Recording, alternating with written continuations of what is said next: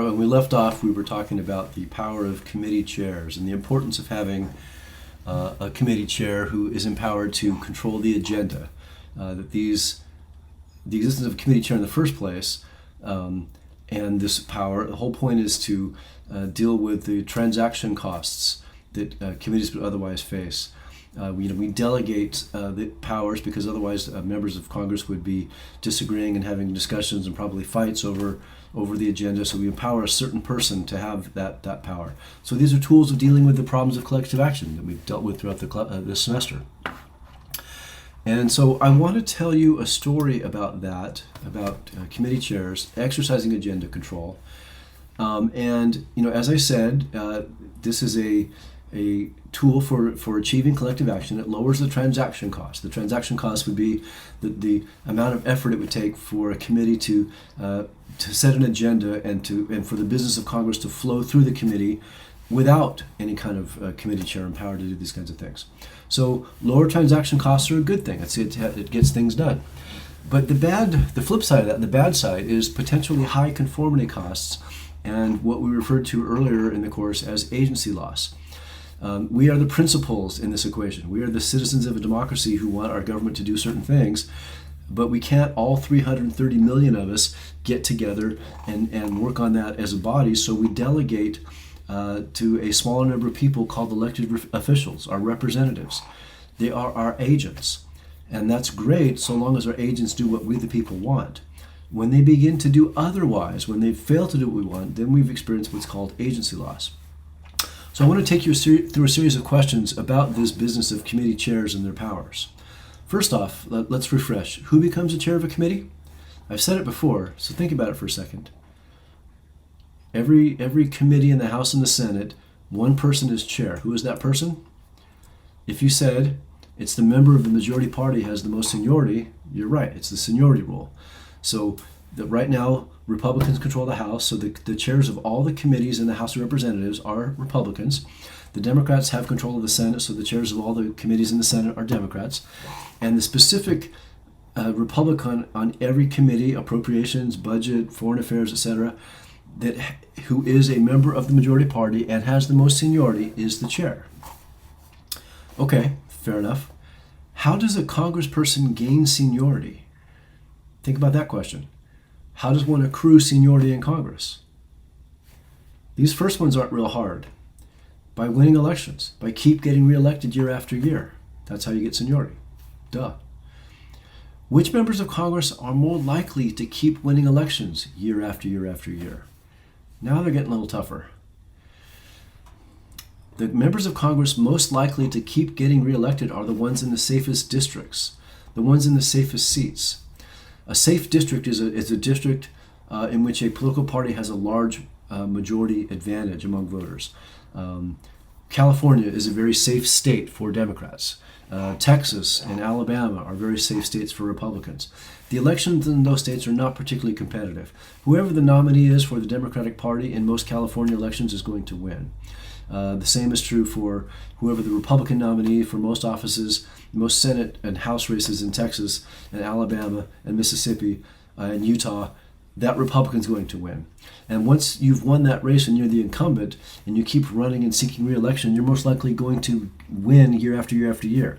So a safe district, a safe area that you're representing goes a long way towards helping you accrue seniority. Okay, an even tougher question. There's a particular region of the United States that was completely safe for one political party for over 100 years. What region and why? And what party? That's a tough one. You've got to know your political history to know that one. It was the South, specifically the post-Civil War South. I mentioned in an earlier video that, of course, the Civil War was between the North and the South. The North was the party of Lincoln, the Republican Party. The South was the Democratic Party. And because of the lingering animosity, the longstanding hatred in the South for the party of the North, the Democrats, the South was solidly Democratic for about 100 years, a little more than 100 years. The South was known as the solid South, the solid Democratic South.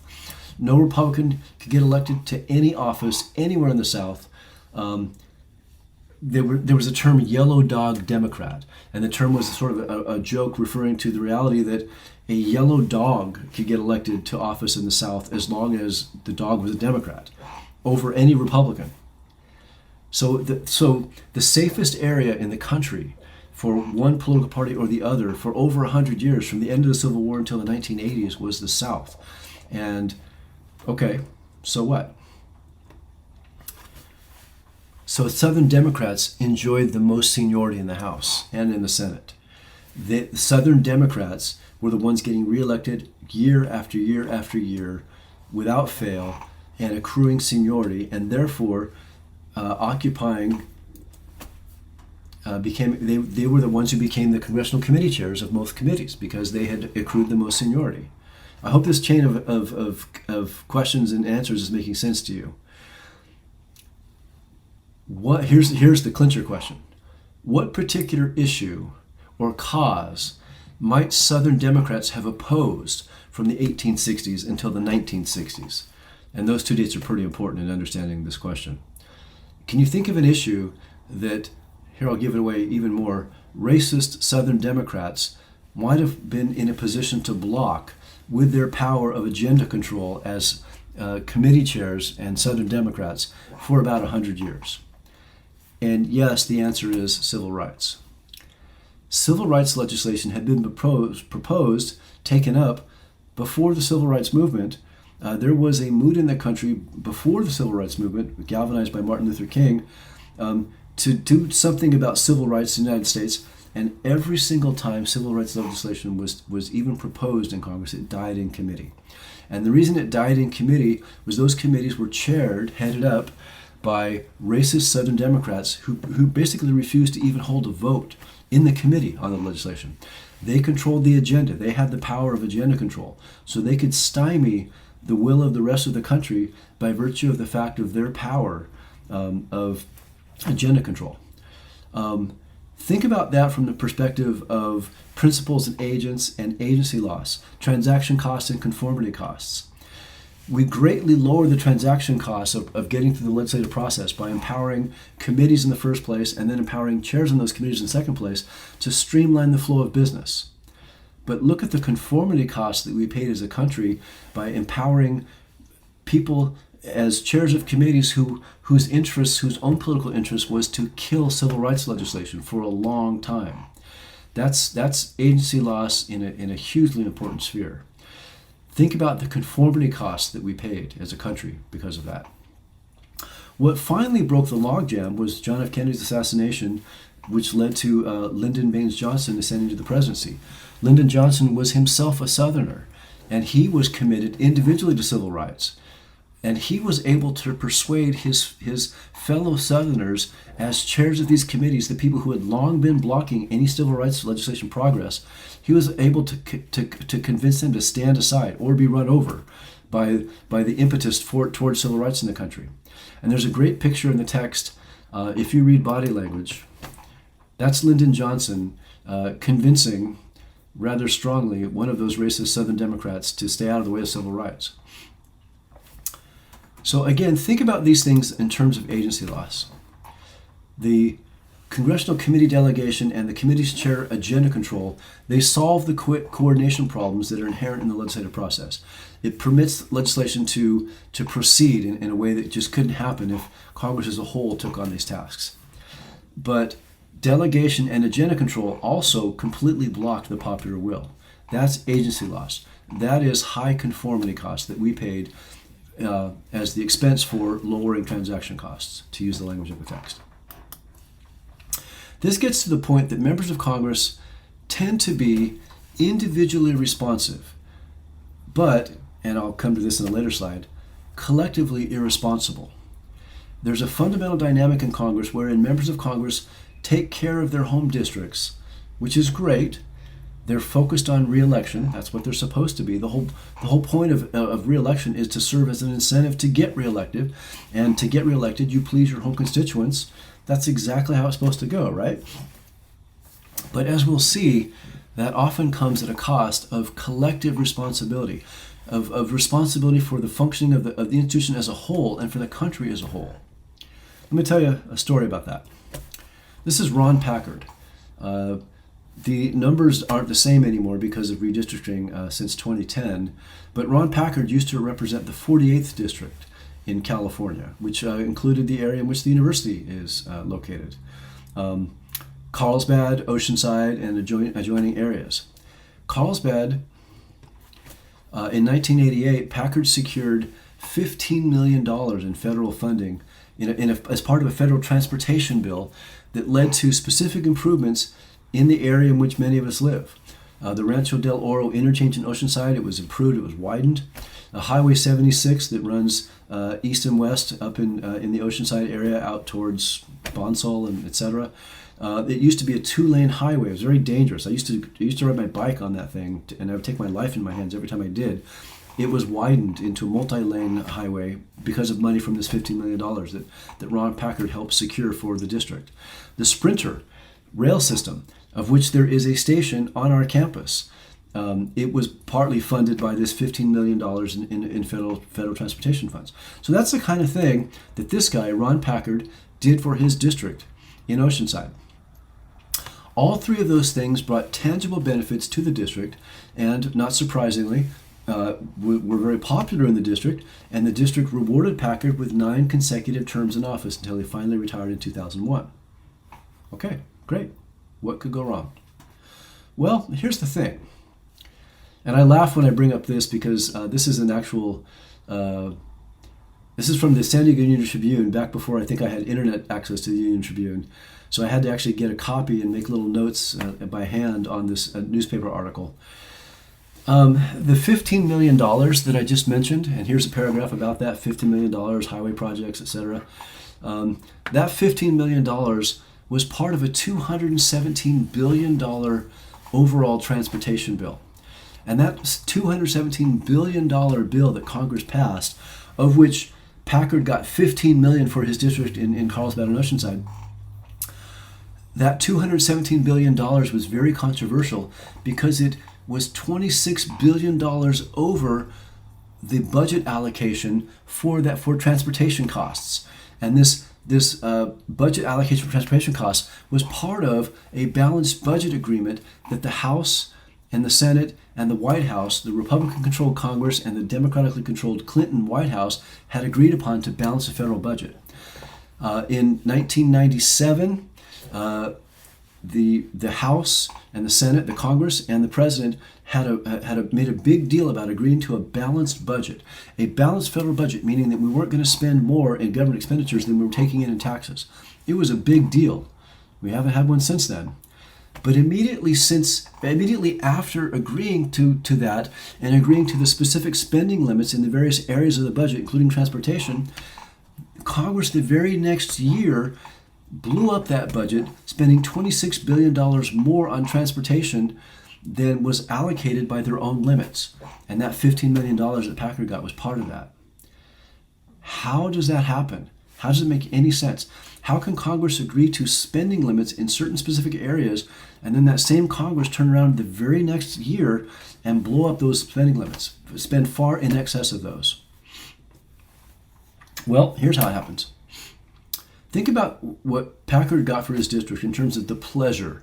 That $15 million brought valuable improvements to the district. It widened the Rancho del Oro interchange. It widened Highway 76. It brought a Sprinter rail system that many students on our campus take every day to get to campus. So those were all benefits that were felt and experienced in the district. Plus, those things didn't just happen. Those things had to be built. They were actual construction projects. So there was money from those that created jobs that didn't exist before.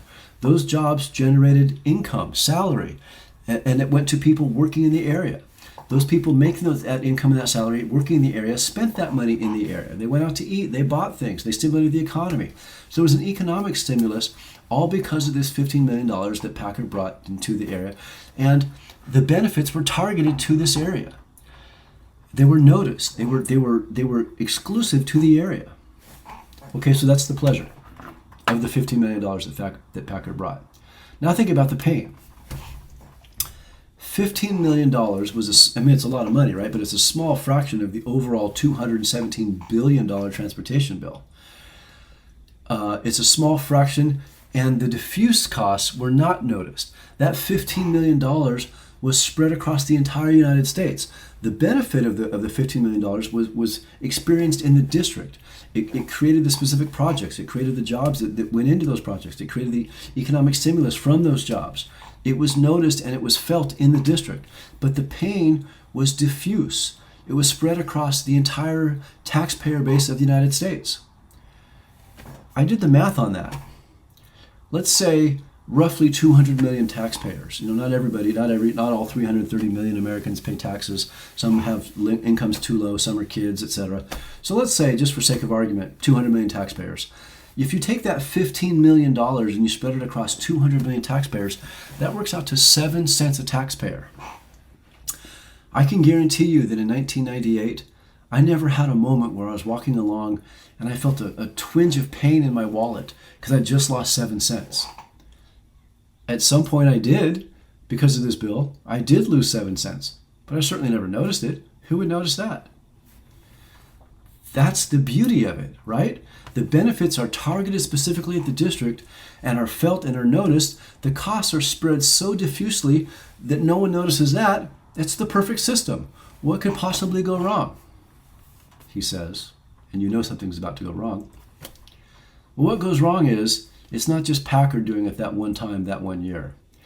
It's $15 million, or whatever the dollar amount, times 535 members of Congress in the House and the Senate, times bill after bill after bill, times year after year after year. And the upshot of that, in the big picture sense, is a national debt that, as of when I looked it up today, was $31 trillion and counting, your share of which is over $95,000. That's what can go wrong. What can go wrong is our payment on the interest on that debt, not the principal, not paying it down, but just paying the interest is the third largest expense in our federal budget per year, right after entitlement programs and defense. The third thing is basically credit card debt, if you want to look at it that way. That's what goes wrong. This re-election focus, which makes members highly responsive to the needs and desires of their individual districts, this individual responsiveness comes at the cost of being collectively irresponsible. Who is it that's looking out for the national interest? Who in Congress is assigned that job? Who is? Nobody. No member of Congress represents the United States. They represent their individual states and their individual congressional districts. Their job is to do what's best to represent those districts, not to take a big picture look at the country as a whole. So you can't really fault them for not doing so. That's not really their job. But then when people are asked survey questions about what you think about how Congress is doing its job, you see the kind of stuff I showed you at the beginning of this video, where cockroaches and Nickelback are more popular. And more seriously, according to a Gallup poll, you see support for Congress getting down into the single digit area at times over the course of many years of polling. And in subsequent polls, I should update this because there are subsequent polls where support for Congress has been at 9% in the single digits. Large majorities of Americans disapprove of Congress. We're not very impressed with the job that Congress does. Not surprisingly, because stuff like that. Well, okay, so we're not very happy with Congress. The solution for that seems pretty obvious. Congress is the people's house. It's the only branch of government that we have a direct role in electing and therefore unelecting. We can vote them all out of office. And since we don't like them, obviously, clearly we're going to do that, of course, right? Well, this is re-election rates over time from the 1960s to the 2000s. I don't know how well you can see this. It's a little blurry on my screen, but just know that these bars represent the percentage of members of Congress running for re-election who win re-election. This is the House and this is the Senate. This is from the 60s to the 2000s. And these numbers are pretty high. They're in the 80 to 90% range, meaning almost invariably when members of Congress seek re-election, they get re-elected. The only times they don't are when they choose to retire or when they're embroiled in some kind of scandal. Otherwise, they get re-elected. So help me understand this here. We dislike Congress so much, and yet we keep returning the same Congress to office. How does that make any sense at all? Well, this question about Congress is about Congress as a whole. Do you approve of the job, of the way Congress handles its job, the institution of Congress? These re-election rates, they represent the institution of Congress, but the decisions for re-election are not made about Congress as a whole. When it comes to make decisions about Congress as a whole, when we're voting in our own specific congressional race, we're voting for our particular specific member of Congress, not the institution as a whole. We don't get to vote for the entirety of Congress. We get to vote for our one person. And you know what? In the case of Ron Packard, voters in Oceanside, Carlsbad said, yeah, we like that guy. He brought us $15 million home, and we built the Sprinter, and we widened some roads. He's great. Well, there's the problem. There's the disconnect right there. We keep sending, we in our specific district and everyone else in their district keep returning the same people to Congress, which is why you can see they keep getting reelected at extraordinarily high rates, even as they're paying attention to their individual districts, but not the country as a whole, which leads to, where am I in all this? There's the nub of the problem right there. This is why it's a prisoner's dilemma. It's the stuff we've been talking about all semester long. We think everyone else's member of Congress is the problem. We want to keep ours, but they all think the same thing. We can't find a way to coordinate our efforts. There's no focal point in the language of the text to coordinate our efforts to throw everybody out and start with new and instill some collective responsibility. All that we can do is vote on our own specific member of Congress, and that person keeps getting reelected. So what I'm saying is basically, we're the problem. We the people are the problem. Okay. On that note, I'm going to end the discussion of Congress, and next up we'll take on the presidency.